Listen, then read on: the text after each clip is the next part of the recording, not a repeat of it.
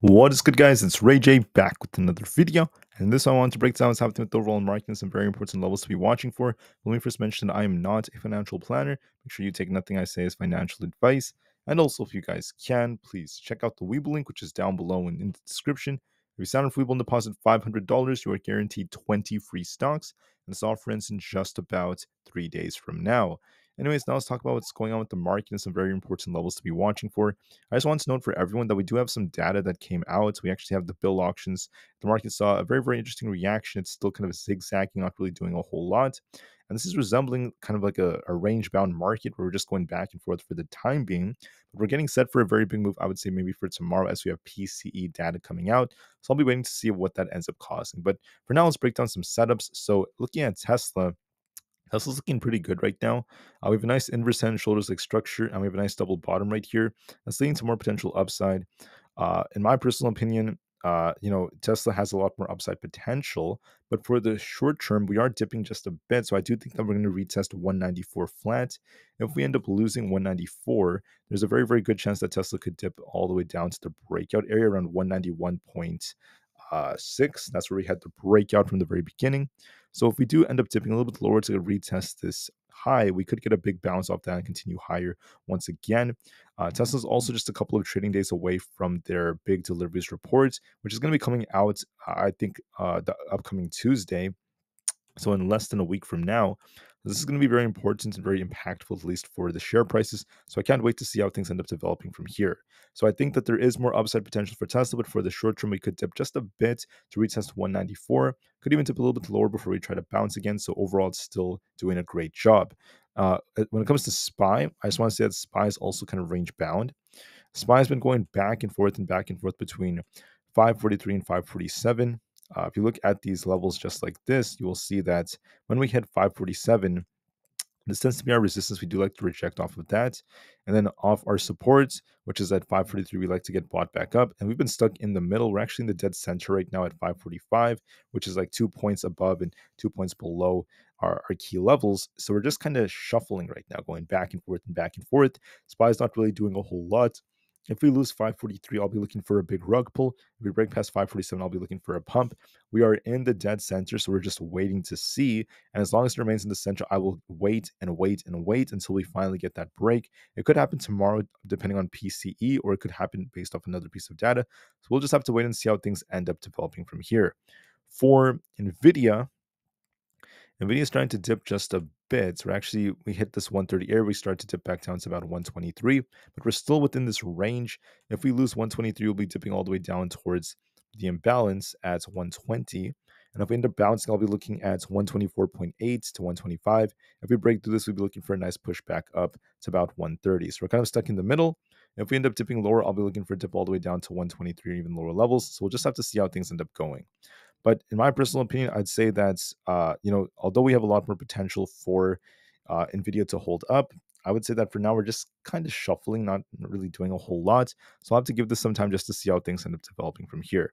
For Bitcoin pumped quite a bit. If we end up breaking past 61,580. If we break through this, we'll be looking for 62,800. And if we end up failing, we're just going to continue to shuffle around the 62,000 area. So we're kind of stuck right here in the middle. I just want to note that there is a little bit more upside potential for Bitcoin as we try to break our resistance, but we have to try to hold above. Excuse me, guys. We want to hold above 61,580. If we hold above that, then there could be a nice bounce coming. Otherwise, we're just waiting to see if we end up getting that phase.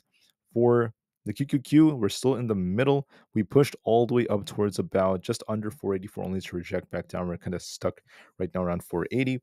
If we get a big bounce and break past 484, we'll be looking for a nice pump all the way up towards the all-time high.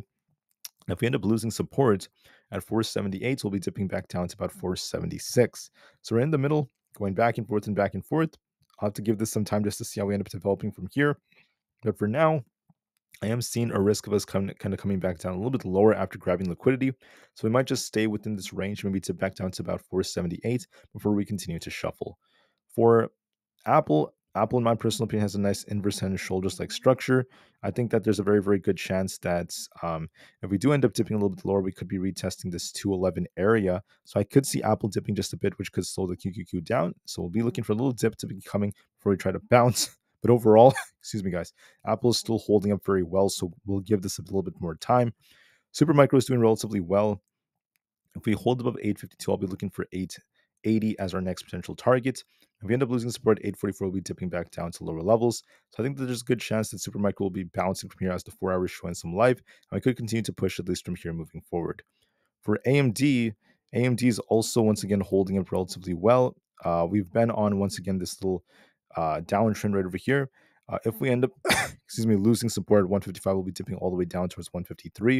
If we hold support, we'll try to rebound right here. So if 160 breaks, we'll try to push. But in my opinion, I think we're just shuffling as well. I think that there could be a retest of about 158 coming, but it's going to likely just consolidate for a bit. So I'm not really expecting too much. For Coinbase, we've been trying to rebound. We weren't able to break past 222. We're still kind of stuck. I see potential for this to be forming like a double bottom, maybe trying to push up for that gap fill at 225 again. So there could be a bounce coming on Coinbase if we could get back above 222. So far, it has not been able to crack resistance. For Amazon, we're looking more bullish. Going to be looking for a test of 196 very soon. I think we could be pushing a little bit higher, at least moving forward. And then I'll be looking for this trend to continue the closer it gets towards 197.5 and eventually 200. So I see a little bit more upside potential, but we'll have to see how we end up reacting to that. Meta is also looking pretty good. The market is slowing down a bit, so we could be retesting 515. If we lose that, we'll be looking for about 510 to be coming. In my opinion, it might dip a little bit lower. We're forming a nice wick right over here. So I'm going to be looking for a little short-term slowdown for the time being, a retest of our liquidity zone, and then possibly a little bounce after that. Microsoft is on a very, very nice looking uptrend. We have this resistance around this 456 area. We struggled to really break through that, so we pushed up to resistance at 456. We're rejecting a bit, so we could retest 450 before we try to bounce again. There could be a little dip coming, so I'll wait and see how this ends up developing. For Google, we pushed all the way up towards 187.5. In my personal opinion, I think that if we reject off here, we could be dipping back down towards 184. It is possible we see this kind of dip a little bit to 184, then we try to bounce again on Google, but we're still kind of range bound, so I'll have to give that a little bit more time. For GME, if we break past 25.6, we'll be looking for a bigger push this imbalance towards 28. I see potential for this to push a little bit higher, but we'll have to see how that goes. For AMC, we're also pushing a little bit higher towards 4.74. If we break through this, we'll be looking for a nice push towards the 5, so I see potential in that as well. We'll just have to see how things end up going, at least from here. But overall, that's what I'm seeing, at least for the time being. I'd say that right now we're kind of range bound, at least on SPY. But we'll have to wait and see which way we end up breaking when it comes to supply and demand. And we're still shuffling in the dead center. So we'll wait a couple of hours. It's kind of boring. We might just continue to consolidate. So we'll give the market the time it needs. And then I'll be back in just a couple of hours to give you guys an update and then talk about where I see things going. So just wait. We'll see how it goes. And peace out.